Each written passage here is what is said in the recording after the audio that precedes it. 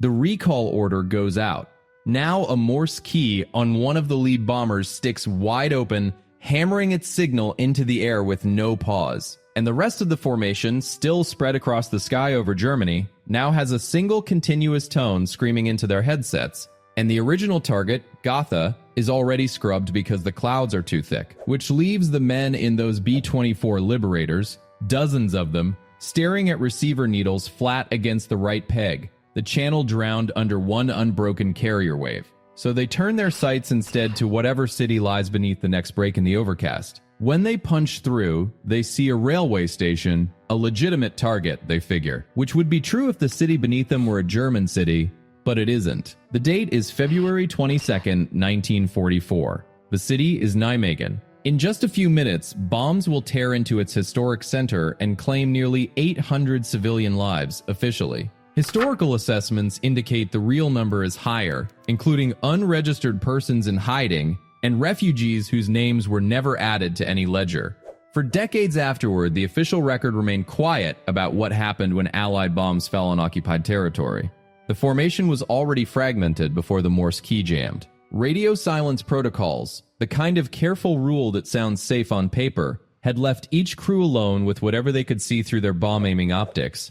And what they saw, or thought they saw, was somewhere called Clave, or Goch, but a navigator in one of the trailing aircraft keyed his intercom and radioed that they had just bombed Nijmegen. The transmission went unanswered. The stuck Morse key, mind you, is not the whole story. It is just the loudest symptom, a single steel and brass component turning a bad situation into a catastrophe, as enclosed keys like the type used in those radio sets could catch in the cold.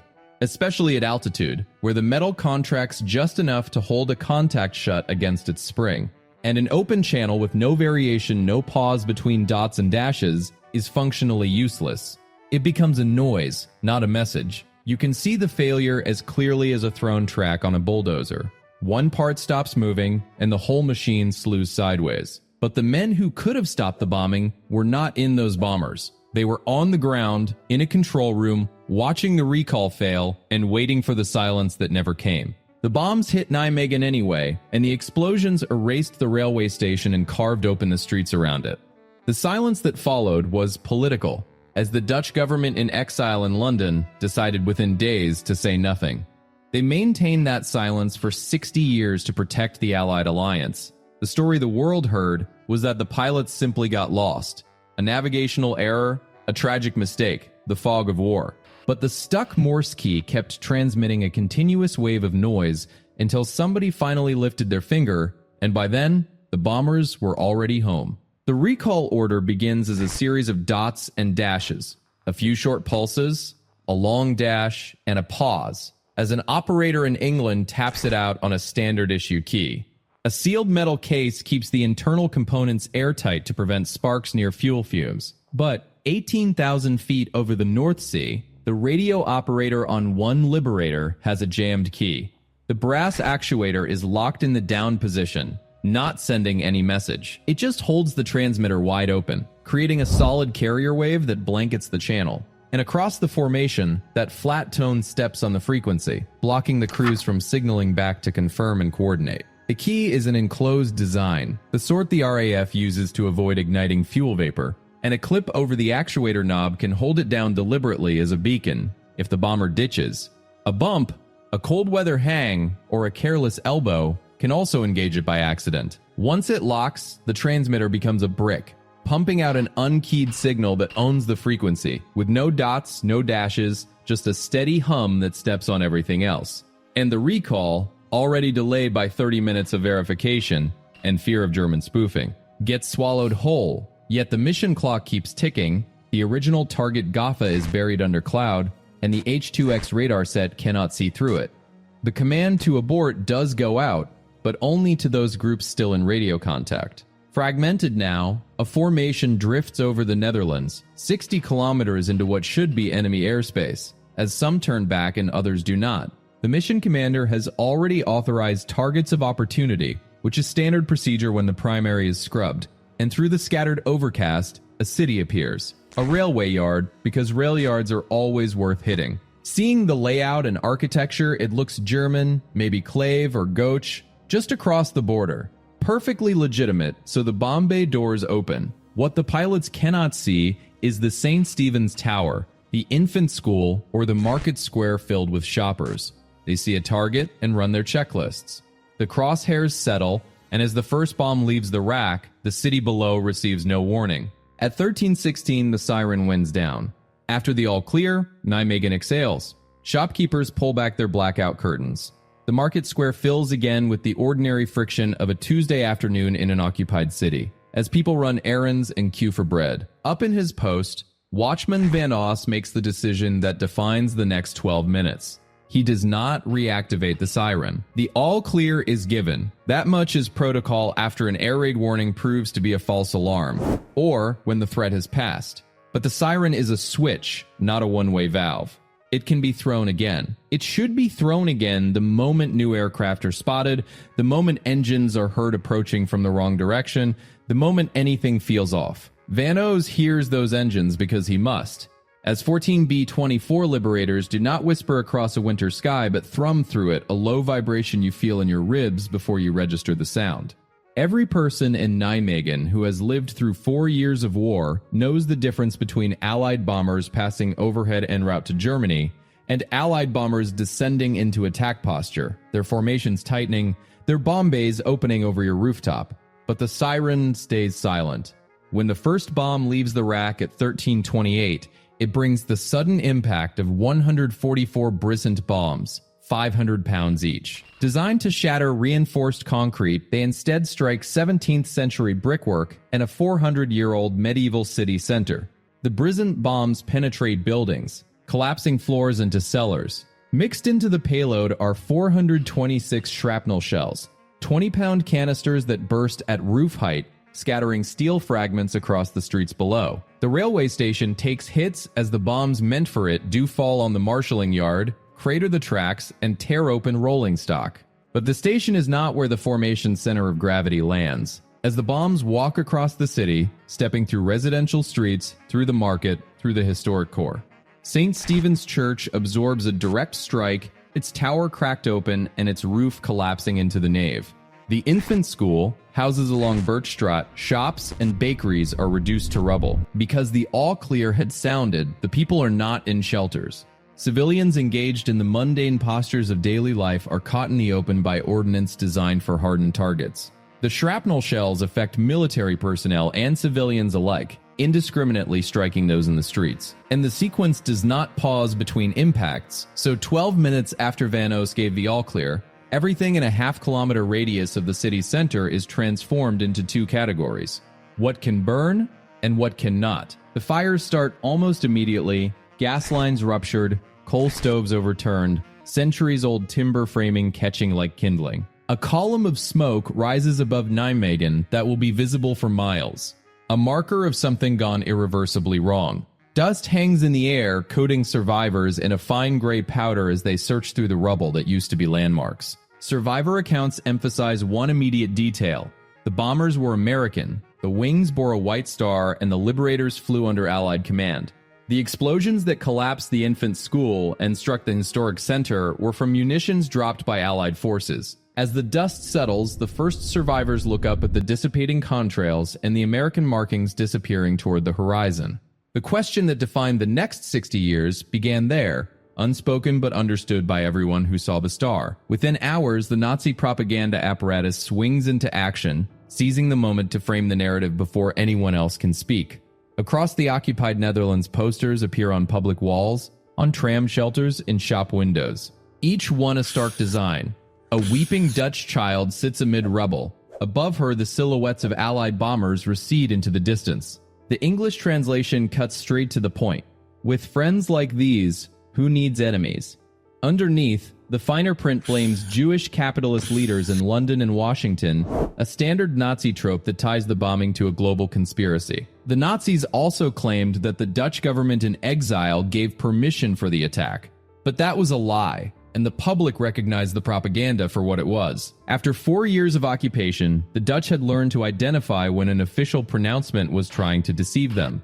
Contemporary reports note the campaign was ineffective, possibly even counterproductive. The Nazis had no standing to moralize about civilian casualties. When American soldiers arrived months later, they were welcomed. Meanwhile, in London, a different kind of silence was taking shape, one that would prove far more durable. The government in exile faced a dilemma it had no intention of speaking aloud. Knowing the planes came from American airfields and that the bombs fell on a Dutch city, claiming nearly 800 civilian lives. Yet to criticize the Allies, to demand an investigation, would risk the one thing the government in London cannot afford to lose: American recognition, weapons, and the promise of liberation. So it issues a short wooden statement that expresses regret for the loss of life, but says nothing about responsibility, nothing about fault, nothing about who gave the order. The words are careful, hollow, a diplomatic placeholder designed to fill airtime without filling the growing gap between what Nijmegen needs to hear and what the government is willing to say. Then, for decades, there is nothing. But that statement becomes the first brick in a wall of official silence that will stand for that many years, reinforced with every anniversary until the witnesses are gone and the truth is buried under diplomatic convenience. The broadcast crackles and fades while the question the people of Nijmegen are asking hangs in the air, unanswered, and London turns back to the business of winning a war. The news from Nijmegen reaches London within hours, and the calculation begins not with grief, but with arithmetic. The Dutch government in exile sits in a rented building on Stratton Street, and it has exactly one asset that matters: the recognition of the Allied powers. Because lose that, and there is no government, no liberation, and no post-war Netherlands. When civilian casualties threatened that recognition, they became politically inconvenient. While no formal minutes ordered a cover-up, the machinery of state proceeded to suppress it. Files grew thin, inquiries stopped, and survivors who wrote to London received replies that acknowledged nothing. The letters are filed, the drawers close, and the people of Nijmegen learn, over weeks and months and years, that their dead do not count in the same currency as other dead. The silence is not passive. It requires maintenance. With every anniversary, every journalist who pokes at the edges, and every survivor who approaches a consulate, each being managed, redirected, and absorbed. The official line hardens into something you can set your watch by: an erroneous bombardment, a tragic mistake. The fog of war. In a narrow sense, it is true that the bombs should not have fallen there. But the narrow sense is not the operational sense, which is that the raid was standard doctrine, target of opportunity, authorized by command culture that valued bombs on target over bombs on the right target. The operational sense is that the Dutch government knows this within days. And the operational sense is that they choose, consciously and repeatedly, to bury that knowledge under a simpler story. Conspiracy theories filled the vacuum. Without an official account, survivors pieced together fragments with some suspecting deliberate Allied punishment or a Nazi false flag operation. None of these theories were true, but they filled the absence left by the official line. Decades later, the archives showed what careful custodianship looks like. Documents were not shredded but kept thin. Meeting notes summarized strategic matters and glided past the bombing.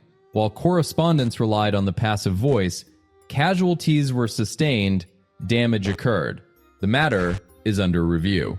The matter was never under review. Decades pass before a monument rises in Nijmegen.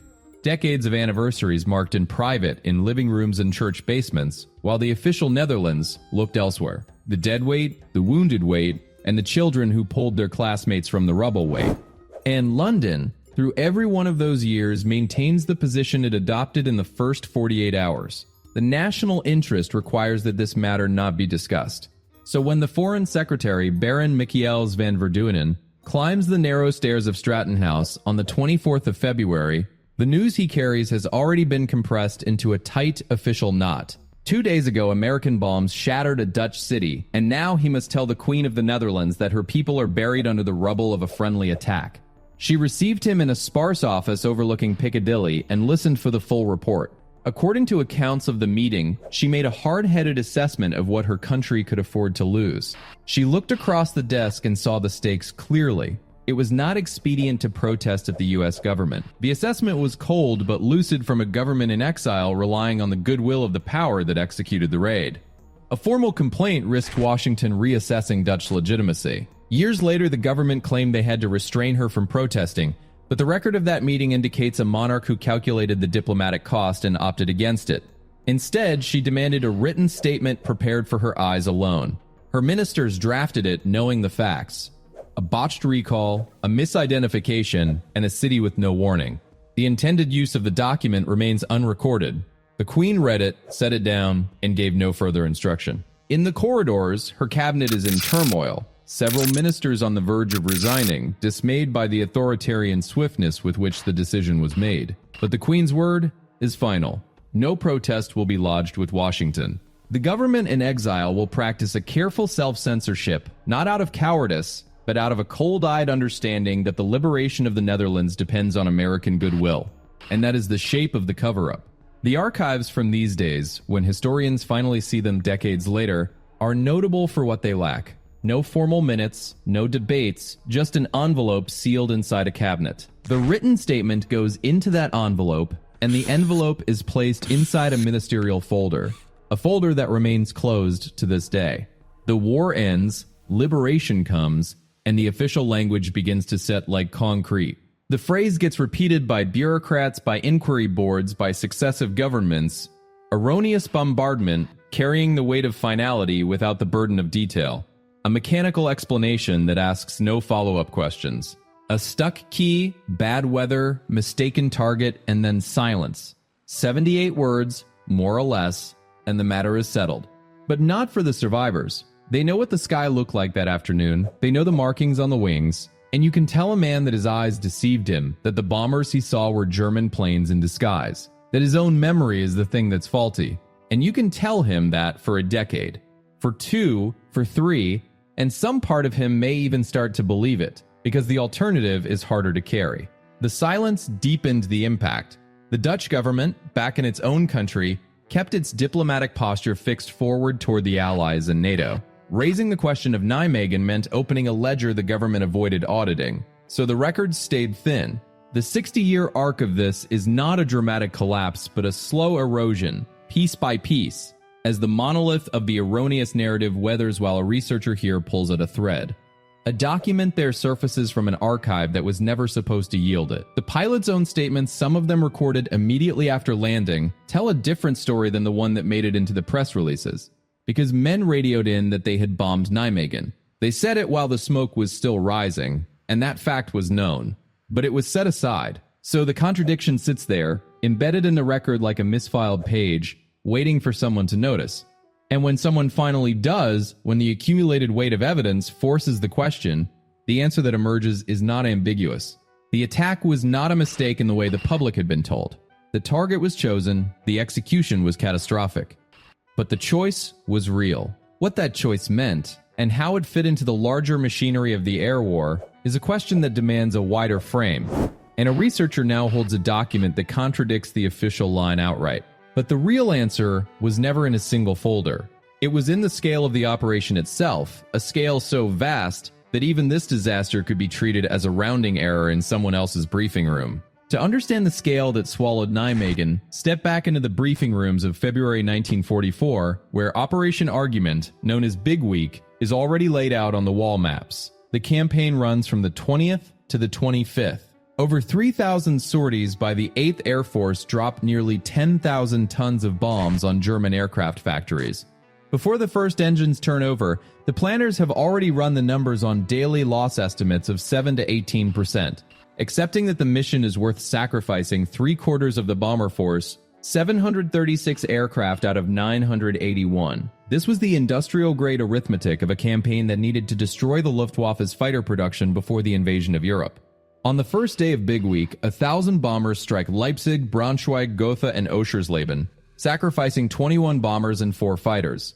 On the 22nd, the weather slams shut over the continent, blanketing the primary targets. The recall order went out, but the signal failed to reach formations still pushing east.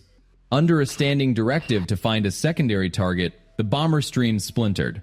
When a lead group spotted a break in the clouds over a Dutch city with a rail junction, they identified a target of opportunity. The planners had already factored in the hardware losses of Big Week, and in the scale of the campaign, the civilian toll at Nijmegen was treated as another variable in the attritional math. It takes until 2009.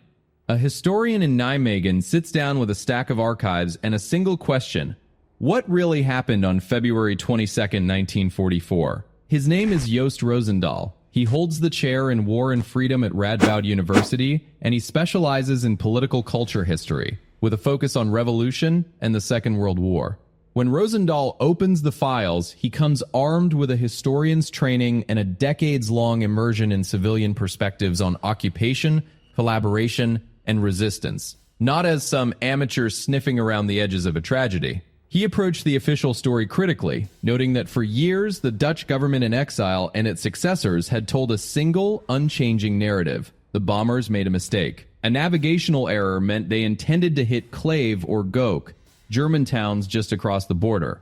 But cloud cover and faulty instruments led them to Nijmegen instead, a version printed in school books and repeated at memorials. The public accepted it because the alternative, that Allied airmen deliberately executed a strike on a friendly city, seemed implausible and too aligned with Nazi propaganda. But Rosendahl does something no one else had done with such rigor. He tests that story against the evidence, and the evidence, he discovers, does not cooperate. Start with the pilots themselves. Official Allied sources for decades claimed the crews misidentified the target in the air. Yet Rosendahl uncovers reports that some flyers, moments after the raid, said they had bombed Nijmegen. A navigator even radioed that fact while the smoke was still rising. So the men who dropped the bombs knew where they were, which means the navigational error explanation has a hole in it the size of a B-24 formation. Then there are the aerial photographs, which a Dutch naval commander named Cornelis Muhlenberg obtains via the RAF after the war. And these images show bomb craters near the railway station, as well as scattered across civilian districts and the historic city center. These photos are not ambiguous. They do not whisper. They state plainly that bombs fell on residential streets, on schools, on St. Stephen's Church. If the attack was a purely mistaken drop on a German city, how do you explain the pattern of destruction sitting well inside the Netherlands? Now, Rosendahl pulls on another thread: the Dutch government in exile's behavior in London, as Queen Wilhelmina and her ministers are told within days that American planes, not German ones, caused the carnage. They received the pilots' reports and the evidence of an intentional, opportunistic strike on Nijmegen's railway yards. As Rosendahl's archival work shows, the cabinet in exile issued a brief statement of regret but refused to assign blame, and no formal protest went to Washington. The lack of an investigation was a conscious decision, taken in fear that alienating the Allies would endanger Dutch post-war recognition. Rosendahl follows the paper trail through ministerial memoranda and diplomatic cables, finding what isn't there: the missing inquiry, the unwritten rebuke, the diplomatic notes that were never sent, as the archive's emptiness is itself a document of the cover-up. Rosendahl's 2009 study, drawing on flight logs, weather data, pilot testimony, aerial imagery, and government files, reached a stark conclusion: the bombing was not a mistake, but an intentional, opportunistic strike. The mission that day was part of Operation Argument, Big Week, the massive campaign to cripple German aircraft production. And when the B-24S of the 446th and 453rd Bombardment Groups encountered heavy cloud over their primary target, a stuck Morse key prevented the recall order from reaching them. That mechanical failure, combined with radio silence protocols and the enclosed key design prone to jamming in cold conditions, fragmented the formation, and the pilots, briefed to hit targets of opportunity if their primary was obscured, scanned the ground below for something that looked German. Nijmegen, with its railway station and rail yards, sat in their sights, and though the city, of course, is Dutch, the official rules of engagement permitted attacks on transportation infrastructure in occupied territory when the primary target could not be reached. Rosendahl's reconstruction shows the bombers chose Nijmegen deliberately, not in the sense that they wanted to strike civilians, but in the sense that they identified a military-adjacent target, judged it legitimate, and executed the drop. The tragedy is that their judgment was catastrophically wrong, as poor weather, outdated briefings, and the absence of accurate local maps meant they did not recognize they were over a densely populated Dutch city, not a German border town. Rosendahl's point is that this does not make the bombing an error in the way the official narrative always insisted. It was an operational decision, a target of opportunity that turned 800 civilians into collateral damage. And when you see it through that lens, the 60-year silence makes a terrible kind of sense, because the Dutch government in exile could not admit the truth without implying that the Allies had bombed Dutch civilians deliberately. That admission would have handed Nazi Germany a propaganda victory and threatened the fragile diplomatic house of cards that was the London exile community. So they said nothing, and the silence held.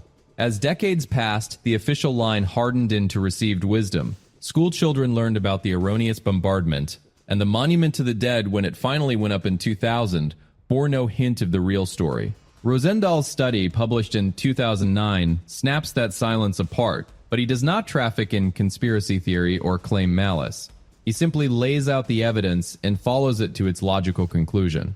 The bombing was an intentional, opportunistic strike, and the government covered it up. His methodology is exhaustive, utilizing archival boxes in 3 countries, mission logs from both bomb groups, meteorological records, and hundreds of eyewitness accounts collected from survivors. But the core of his argument is devastatingly simple.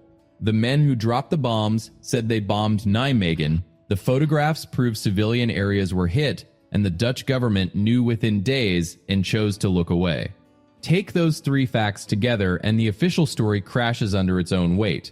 The delay was partly due to access.